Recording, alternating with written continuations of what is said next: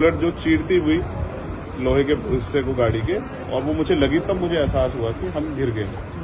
फिर तीसरी गोली चली, इसने मेरा आगे वाला शीशा पूरा डैमेज कर दिया। चौथी गोली पे मैं नीचे हो गया, जो गोली आपने देखा कि वो सीधी उसमें लगी। अगर मैं नीचे ना होता तो वो मेरी छाती के आर पार चली जाती। फिर वो गाड़ी 10 मीटर आगे जाके रुक जाती है। वो दो हवा में फायर करते हैं जैसा मैंने देखा, और फिर उन्होंने फिर हमारी गाड़ी फायर किया। वो गाड़ी के वो फायर जो है गाड़ी के नंबर प्लेट पे लगी। मेरा यह मानना है उनको ऐसा लगा होगा कि हमने जो काम करने आए थे वो कर दिया, अभी मर गया शायद, जैसा पहले कई घटना में हो। फिर वो शायद सरेंडर करने के मूड में थे, लेकिन जैसे ही मनीष ने गाड़ी को मेरे कहे से यू टर्न लिया, उनको समझ आया कि जिंदा है, तब वो वहां से भागे। हमने पुलिस को बताया कि ये गाड़ी का नंबर है, फिर उन्होंने उसको इंक्वायरी किया। पुलिस के अच्छे अधिकारी यहाँ हैं, उम्मीद है वो अच्छा काम भी करेंगे। लेकिन ये स्पष्ट हुआ कि अपराधियों में कोई डर है नहीं। कितने लोग थे? 3 लोग। 3 लोग थे। 2 लोग असले से हमला कर रहे थे, एक व्यक्ति गाड़ी चला रहा। चंद्रशेखर जी, कोई थ्रेट कॉल आया हो आपको इससे पहले, कोई धमकी? पिछले कई सालों से आ रही है। मैं लगातार पुलिस को इंटीमेट भी करता रहता हूं। मैंने डीजीपी को भी लिखा, गृह मंत्री को भी लिखा, मुख्यमंत्री को भी लिखा, यहाँ के पहले एसएसपी डीएम थे उनको भी लिखा। लेकिन डीएम साहब जो पिछले थे अखिलेश सिंह जी, उन्होंने साफ मना कर दिया कि चीफ मिनिस्टर नहीं चाहते चंद्रशेखर को सुरक्षा दी जाए। मेरे आज भी याद है ये बात, क्योंकि मैंने एलआईयू के अधिकारी द्वारा पूछा कि भाई मैंने आपको बताया फिर क्यों नहीं हो रहा है।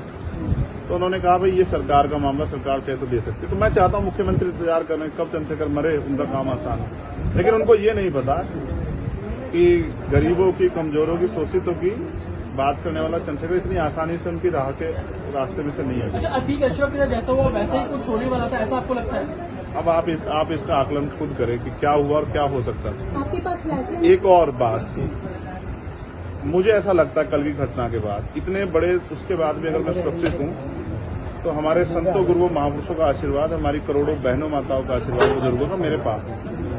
और मैं जो जिम्मेदारी मैं लेके मैदान में आया हूं, बाबा साहब अम्बेडकर, मानव काशीराम साहब, सदगुरु रविदास जी का जो बेगमपुरा राज का सपना है, मानवता के राज का सपना है, संविधान को लागू कराने का है, इन वर्गों को अधिकार देने का है। जब तक वो पूरा नहीं होगा मैं कहीं जाने वाला नहीं।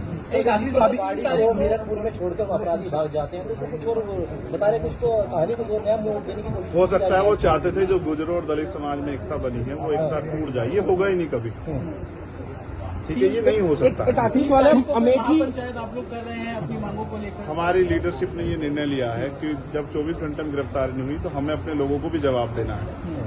तो इसलिए शायद उन्होंने 3 तारीख का समय रखा है, मैं उसका हिस्सा बनूंगा। अमेठी के अंदर एक फेसबुक वायरल हुई है पोस्ट, जिसमें आपको मारने की वो की गई है, क्या सही है उसके अलावा? ठीक है, देखिए लोकतंत्र है, उनके अधिकार है, मारे या छोड़े। मैंने कहा ना, मैं पहला थोड़ा ही जो मारा जा रहा हूँ या जिसको मारने का प्रयास किया, मुझसे पहले बहुत मरे हैं, लेकिन उनको कोई जान नहीं रहा था।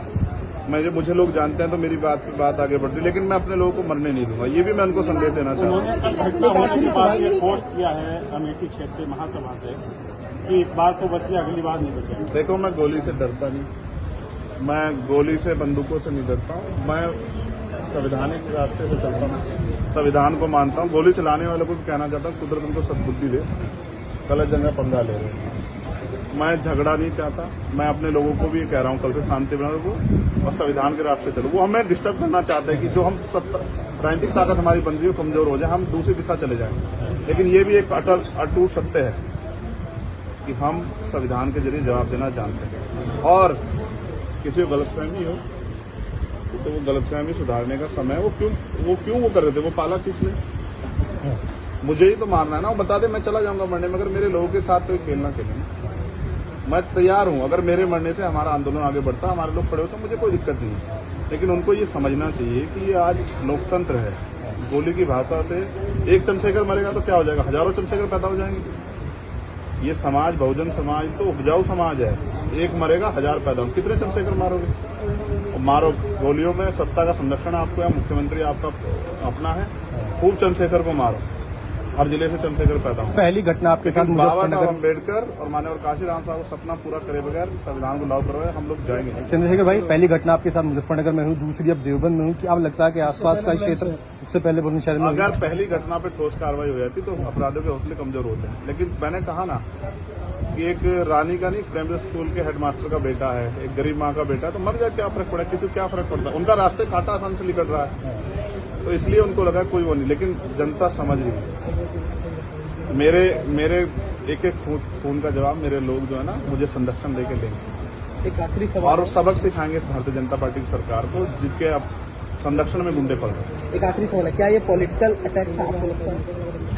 पुलिस जांच कर रही है कि मेरे मरने से किसको फायदा हो सकता है, कौन मुझे चाहता मैं मर जाऊं। पुलिस जांच कर रही है, मुझे उम्मीद है पुलिस फेर जांच करके कोई मैनिपुलेट करके नहीं, सही जवाब देगी कि उन्होंने ऐसा क्यों किया। चंद्रशेखर का जो कद बढ़ रहा है देश के अंदर, कई मुख्यमंत्रियों ने भी अब ट्वीट किया है, ओवैसी ट्वीट कर रहे हैं, कहीं और कर रहे हैं, तो इस चीज को क्या ये लगता है कुछ भी गलत होगा तो लोग बोलेंगे।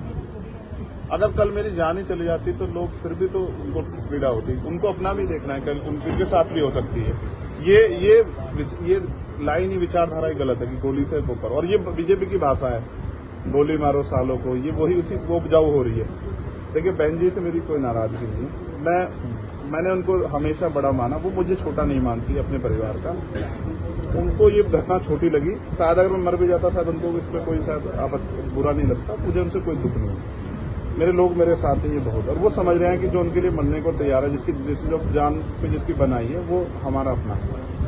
मेरे लोग मेरे साथ खड़े होंगे, मैं इस लड़ाई को लड़ता हूं। लगभग सभी दलों के लोग आपसे मिलने आए हैं, कैसा देखते हैं, क्या नहीं, मैं उनका धन्यवाद भाजपा के भी विधायक आए मैं हैं। कह रहा हूँ बस सबका धन्यवाद करता हूँ, मगर ये है मैं ये प्रयास करूंगा कि भविष्य में ऐसा किसी के साथ ना, इसलिए लॉ एंड ऑर्डर की कानून व्यवस्था अच्छी होनी चाहिए, मुख्यमंत्री उस पर ध्यान देना चाहिए। बात चंद्रशेखर की नहीं है, बात इस प्रदेश में हो रही हजारों बहनों के साथ जो असमतें लुट रही है, हर महीने रेप हत्याएं हो रही हैं, लोगों की जान जा रही है, सब उन पर वो करता है।